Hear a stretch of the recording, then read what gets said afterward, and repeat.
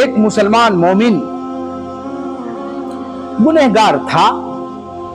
ایک مسلمان مومن کلمے کے ساتھ، اپنے عقیدے کے ساتھ، قرآن پر ایمان کے ساتھ، نبی کے ساتھ محبت کے ساتھ دنیا سے، صحابہ اور اہل بیت کی محبت کے ساتھ دنیا سے گیا، لیکن ٹوٹے پھوٹے اعمال، نماز کی کمزوری تھی، زکوٰۃ کی کمزوری تھی، اور بہت دین کی بہت سی باتوں کی کمزوری تھی۔ اللہ کے دربار میں پہنچا تو دو باتیں ہوں گی، یا تو اللہ اپنی رحمت سے اس کو معاف کر دیں گے، سیدھا جنت چلے جاؤ، یا تو کہیں گے کہ دیکھو بھائی، تم دنیا میں مومن تو تھے، مسلمان تھے، سب کچھ صحیح تھا، تمہارا دل عقیدے اور ایمان سے لبریز تھا، لیکن تم نے نماز چھوڑی تھی، زکوٰۃ چھوڑی تھی، چلو کچھ دن کے لیے جہنم میں جاؤ، اس کے بعد پھر ہم تمہیں نکالیں گے جہنم سے اور جنت میں داخل کریں گے، یہ ہمارا وعدہ ہے۔ اللہ کہیں گے اس مومن سے، یہ ہمارا وعدہ ہے۔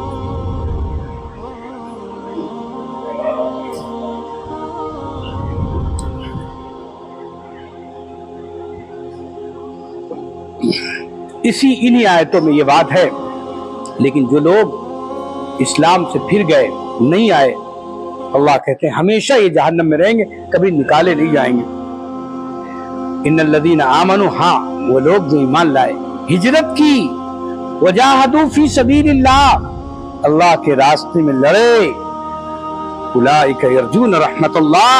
یہی لوگ اللہ کے رحمت کے امیدوار ہیں، ہم فیہا، اور اللہ غفور الرحیم، اللہ خوب معاف کرنے والا۔ دیکھو یہ آیت اور محرم کی 10 تاریخ کو ملاؤ، یہ مضمون اور صحابہ کی شہیدوں کو ملاؤ، پورے شہیدان شہداء اسلام کو ملاؤ، تو یہ آیت ان کے اوپر، اور جو قیامت تک کی راہ خدا میں شہید ہوگا اس کے ساتھ یہ وعدہ ہے۔ یہ آیت اور قرآن کی بہت سی حافظ جی بیٹھے ہوئے یہ سب لوگ، پوچھئے ان سے، قرآن میں کئی مرتبہ یہ آیا ہے، وَلَا تَقُولُوا لِمَنْ يُقْتَلُ فِي سَبِيلِ اللَّهِ أَمْوَاتٌ، جو راہ خدا میں شہید ہیں انہیں مردہ مت کہو، یہ نہ کہو مر گئے، مردہ نفس، بل احیاء، بلکہ یہ زندہ ہیں۔ اللہ کہہ رہا، کون؟ یہ ہم نہیں کہہ رہے ہیں، اللہ کہہ رہا، یہ زندہ ہیں، وَلَكِنْ لَا تَشْعُرُونَ، اب تم کہو گے، سوال کرو گے کہ ہم تو ابھی ان کو دفن کر کے آئیں۔ کوئی کہے شہیدان کربلا، کربلا میں تو سب شہید ہوتے، حضرت حسین رضی اللہ عنہ اور تمام ان کے اہل بیت، چھوٹے چھوٹے بچے ظالموں نے، ابن زیاد جیسے مکاروں نے، ظالموں نے ظلماً شہید کر دیا تھا۔ اس کے بعد کئی دن تک ان کی لاشیں پڑی رہیں، پھر دفن کیے گئے، کہاں؟ وہی میدان میں۔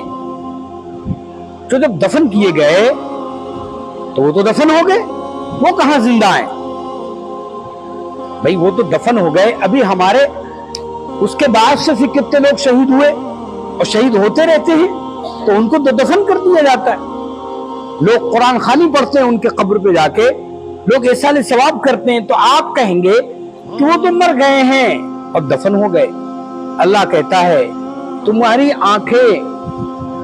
وہی دیکھ رہی جتنا ہم دکھلا رہے ہیں،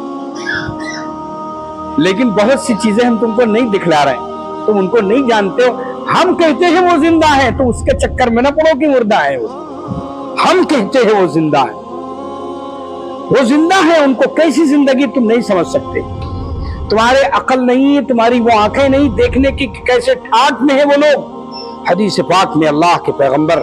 جناب محمد رسول اللہ صلی اللہ علیہ وآلہ وسلم کا ارشاد ہے، حضور نے فرمایا کہ ایک شہید زمین پر اس کے خون کا قطرہ جیسے گرنے سے پہلے اس کی مغفرت ہوتی ہے، اور اس کی روح آسمان میں فوراً 7 آسمان کے اوپر جنت الفردوس ہے، جنت ہے، اس کی روح سیدھی وہاں جاتی، اور جنت میں بہت بڑے بڑے پرندے ہیں ہرے، اس کی اللہ تعالیٰ اپنے فضل سے اس کی روح ان پرندوں میں ڈالتے، اور پرندہ اڑنے لگتا ہے اور جنت میں ٹہلنے لگتا ہے۔ یہ شہیدوں کا مقام ہے،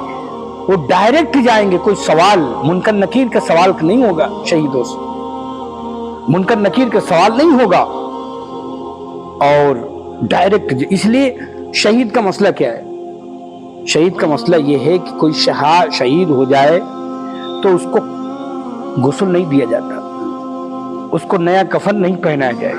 جس حالت میں ہے اسی حالت میں اس کو دفن کر دو، کل قیامت کے دن اسی حالت میں اٹھے گا۔ اللہ کہیں گے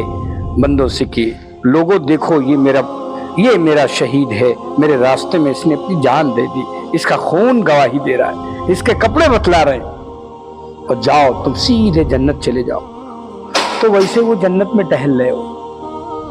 اللہ کی نعمتیں خوب کھا رہے ہیں، پی رہے ہیں۔ تو شہیدان کربلا ہوں یا جتنے شہید اسلام میں اب تک ہوئے، سب کا یہی حال ہے کہ اللہ سے ان سے وعدہ ہے، رسول کا فرمان ہے کہ وہ جنت کی نعمتوں درختوں میں آرام سے کھا پی رہے ہیں، ٹہل رہے ہیں۔